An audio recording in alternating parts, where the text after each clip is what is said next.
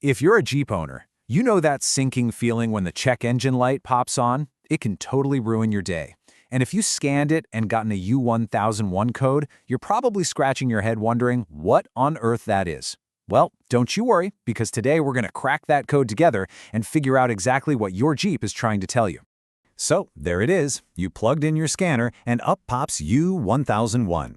Now, I know it just looks like a random jumble of letters and numbers, but it's not. It's actually a very specific clue. And trust me, by the end of this, you'll know exactly what it means, and more importantly, what to do about it. And you know what? To figure this out, we're going to have to put on our detective hats. That U1001 code, that's our first big clue. We're going to follow the evidence, line up the suspects, and crack this case wide open. So, let's get to work. All right, first things first. Every good detective needs to understand the scene of the crime, right? So let's start with the basics. What exactly is code U1001? Okay, so that sounds super technical, but stick with me, it's actually pretty simple. This isn't some vague engine issue, it's a very specific communication problem. Think of the CAN-B bus as your Jeep's nervous system. It's this whole network that lets all the different parts of your car talk to each other. And this code, U1001, means your Jeep's main computer can't get a signal from the electronics in your driver's side door. You know, the easiest way to picture this is like a dropped call on your phone.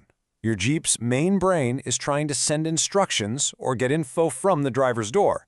We're talking about things like your power windows, your locks, maybe your mirrors. But the line is dead. The message just isn't getting through. And that is what triggers the code. All right, detective. Now that we know what we're dealing with, it's time to round up the usual suspects. In pretty much any investigation, you start with the most likely culprits. And for this code, we've got 4 main ones. So here's our lineup. First up, you could have other diagnostic trouble codes, or DTCs, that are basically causing some interference. Next, you could have a physical break in the wiring.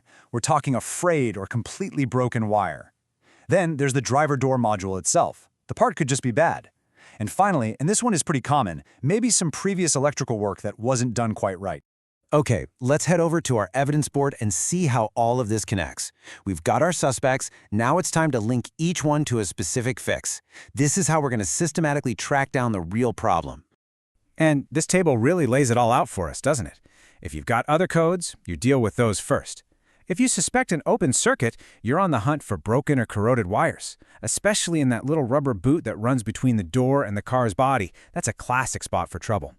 If the driver door module is the problem, well, that's a straightforward replacement. And if you think someone's been messing with the wiring, you're looking for things like bad aftermarket installs or weird-looking splices. So we've looked at all the evidence. Now, let's put this all together into a clear, step-by-step action plan. This is your guide to actually performing the fix and closing this case for good. And listen, the order here is absolutely crucial. You always start with a simple visual inspection. It's the easiest thing to do, and it doesn't cost a dime. Just look for anything that seems off. Then you can get a little more hands-on, checking wires and connectors. And only after you've confirmed all the wiring looks perfect should you start thinking the module itself is the problem. And there you have it. That U1001 code, it's really not so scary once you know how to investigate it. By following these steps, you can figure out what's wrong and get your Jeep back to 100%. You've totally got this. Case closed. So now it's your turn to be the lead detective. Based on everything we just went over, what's that very first, most logical step you're going to take to start your own investigation? Let me know, and good luck out there.